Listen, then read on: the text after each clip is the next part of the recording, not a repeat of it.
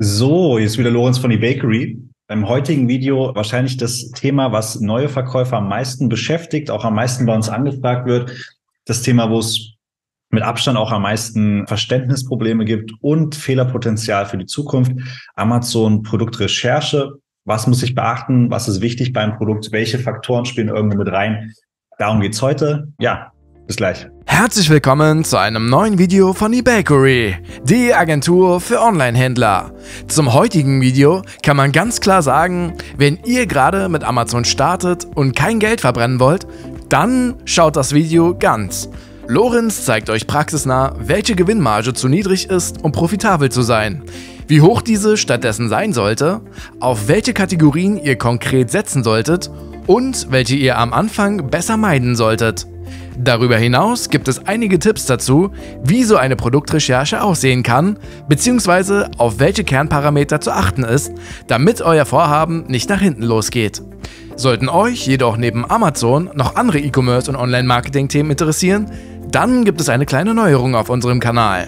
Wir haben für euch eine Kanalmitgliedschaft für den eBakery YouTube-Kanal eingerichtet, mit der ihr für 99 Cent Mitglied werden könnt und somit Zugang erhaltet. Dazu einfach unter dem Video auf Mitglied werden klicken, dieses noch einmal bestätigen und eure gewünschte Zahlungsmethode auswählen. Damit unterstützt ihr die Produktion unserer Videos und erhaltet zeitgleich weiteren Mehrwert in Form von Videos und wöchentlichen Livestreams. Nun gebe ich aber wieder das Wort ab an Lorenz. So, Amazon Produktrecherche. Neue Verkäufer steigen ein und merken dann relativ fix, dass das ganze Organisatorische, von wegen Einzelunternehmen anmelden, UG gründen, GmbH gründen, das geht alles nach Rezept. Das heißt, man schaut online, okay, was sind die Schritte, fügt die alle nacheinander irgendwie ein, man macht sich eine To-Do-List und dann arbeitet man das Ganze ab. Ziemlich easy. Auch generell Verständnis von wegen, wie funktioniert Amazon FBA, was brauche ich so insgesamt, was sind die großen Schritte, auch easy. Was nicht so easy ist, ist die Produktrecherche. Wenn man als neuer Verkäufer oder auch als erfahrener Verkäufer ein neues Produkt launchen möchte, ist die große Frage, die jetzt im Raum steht, was verkaufe ich? Also was soll ich überhaupt anbieten? Es gibt Millionen von Produktideen. Was macht eine Produktidee jetzt gut? Was macht die schlecht? Was müssen wir beachten? Wir gehen jetzt hier mal aus unserer Perspektive jedenfalls als langjährige auch Amazon-Verkäufer und als Agentur, was sind wirklich Kriterien, die wichtig sind, worauf sollte man achten, wo gibt es wirklich Verständnisprobleme bei neuen Verkäufern, und das sind hier so ein bisschen die Inhalte des heutigen Videos. Ja, ganz vorab, für neue Verkäufer gilt eigentlich Folgendes, ja, ganz wichtig: Konsumiert nicht unbedingt Content, der jetzt 10 Jahre alt ist, 5 Jahre alt ist. Bedeutet, wenn ihr jetzt auch YouTube-Videos schaut, wie heute zum Beispiel, achtet darauf, dass die Themen vielleicht relativ zeitlich im Rahmen liegen. Heißt also, wenn wir jetzt über Produktrecherche lernen, müssen wir gucken, was heutzutage funktioniert, also jetzt in diesem Jahr aktuell, und nicht, was vor 5 Jahren, 2017 zum Beispiel, gut geklappt hat. Ja? Bedeutet, früher war das so, als neuer Amazon FBA-Verkäufer hat man immer wieder eingetrichtert bekommen, das Produkt muss klein sein, leicht sein, günstig sein. So klein, leicht und günstig, das ist das, was wirklich über Jahre lang gepredigt wurde.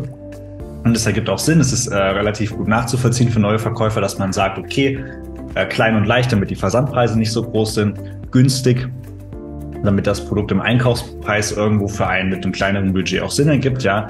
Problem ist einfach nur, dass das Ganze auf Amazon nicht so gut funktioniert. Was meine ich damit?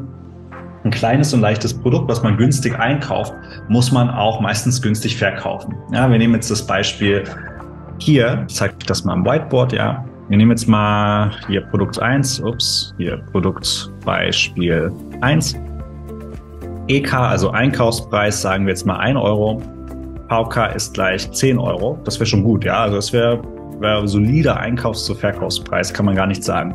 Jetzt passiert aber Folgendes. Was für Kosten haben wir dabei? Ja, wir haben natürlich den 1 Euro EK.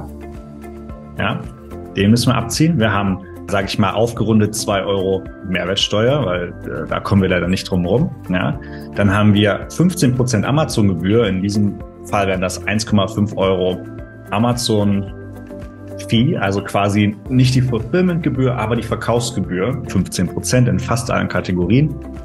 Dann haben wir die FBA-Gebühr. Wir sagen jetzt mal, das ist halt ein kleines und leichtes Produkt. Deswegen sind das von mir aus mal nur 2,5 Euro. Also relativ wenig, ja, vergleichsweise wenig zu anderen Produkten jedenfalls.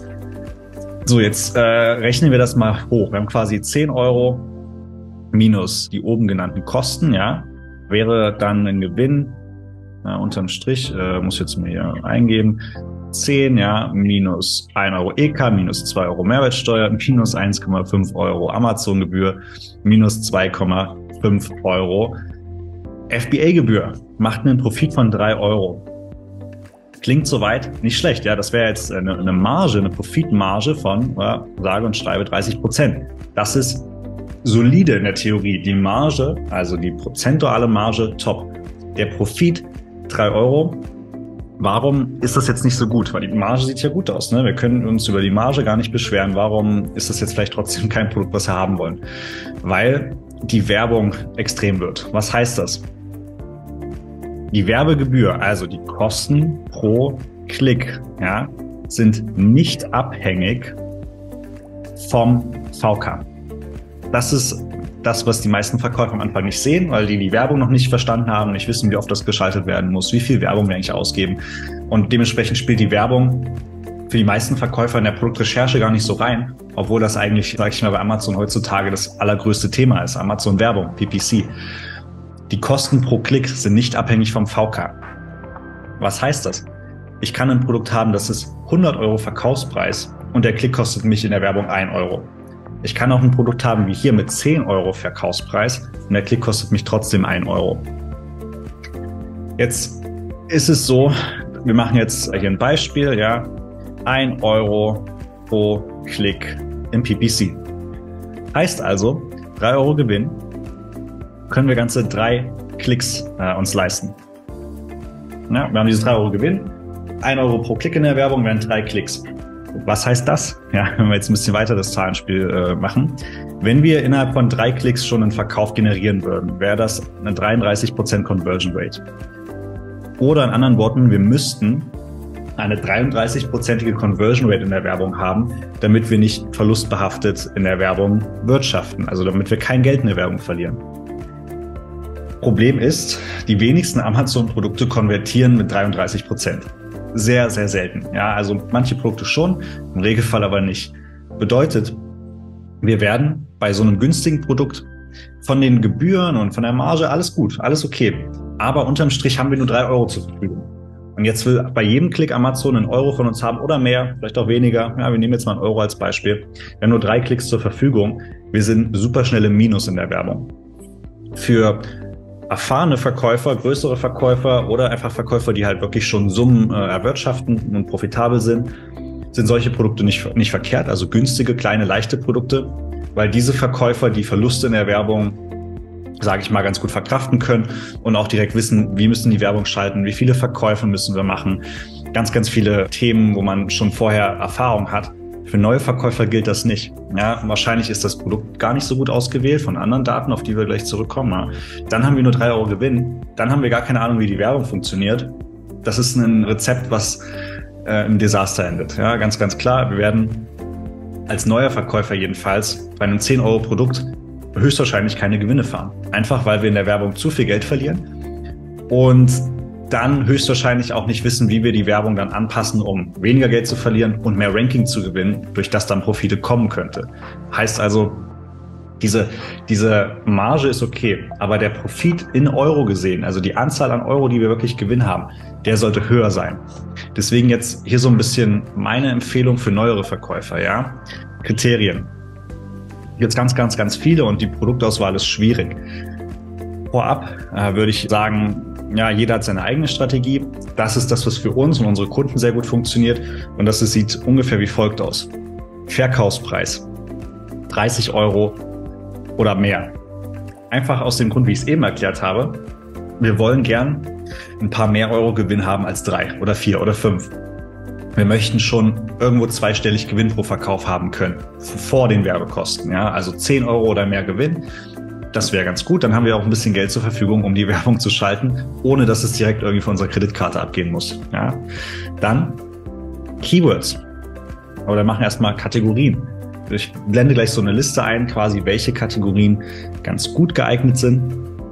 Ich sag mal so, von allen Kategorien, die es auf Amazon gibt, sind die wenigsten für neue Verkäufer attraktiv. Einfach weil es oftmals Beschränkungen gibt in der Zulassung für die Kategorien. Die ganzen Kategorien vielleicht viel zu umkämpft sind oder schon gesättigt sind. Wir Probleme mit Garantie haben können. Also so Sachen wie Babyprodukte empfehle ich meistens am Anfang nicht. Nahrungsmittel sowieso nicht. Elektronik meistens nicht. Alles im Bereich Gesundheit, Hautpflege und sowas würde ich nicht empfehlen. Saisonale Produkte wie Garten- oder Winterprodukte würde ich für einen neuen Verkäufer nicht empfehlen. Amazon-Verkauf ist schon schwer genug. Wir wollen uns das Ganze durch eine Kategorie nicht noch schwieriger machen. Ja? Kategorien, weil siehe Einblendung, das kommt dann gleich irgendwo hier quasi, ja, wo auch immer. Dann, und das sind Sachen, die man über Software-Tools wie Jungle Scout zum Beispiel quasi erfassen kann. Das nächste ist monatliche Verkäufe, durchschnittlich. Das ist ein bisschen schwieriger zu erklären. Einfach unter diesem Produkt, was verkaufen die anderen Verkäufer im Monat im Durchschnitt? Wenn wir ein Produkt haben, was sich 10.000 Mal im Durchschnitt verkauft, haben wir keine Chance, da mitzuspielen, aus Ranking-Gründen. Wenn wir ein Produkt haben, was sich im Monat nur 10 Mal verkauft, dann wird es uns nicht viel Gewinn einbringen können. Hier zwischen 100 und 500 Stücke im Monat ist ein guter Bereich, der auch dann zu unserem Budget als Anfänger passt. Ja, Budget können wir auch noch ein Video zu machen, wie viel man jetzt heutzutage mitbringen sollte. Aber das normale Anfängerbudget zwischen 5.000 und 10.000 Euro im Regelfall, damit können wir genug Produkte einkaufen, die in dieses Raster, in diesen Rahmen einfach fallen würden. Ja? Dann das nächste, den Preis haben wir schon gesagt, oben 30 oder mehr Euro. Suchvolumen. Auch dazu am besten vielleicht noch ein eigenes Video zu den Keywörtern. Suchvolumen, Keywörter. Hier würde ich Folgendes empfehlen. Ja? Wir wollen mehrere relevante Hauptkeywörter. Also Begriffe, die unser Produkt sehr gut beschreiben, sehr genau beschreiben und Minimum 1000 Suchvolumen pro Keyword. Also diese Begriffe, die unser Produkt jetzt super beschreiben, die relevant dafür sind, sollten im besten Fall auch mindestens 1000 Suchen pro Monat haben.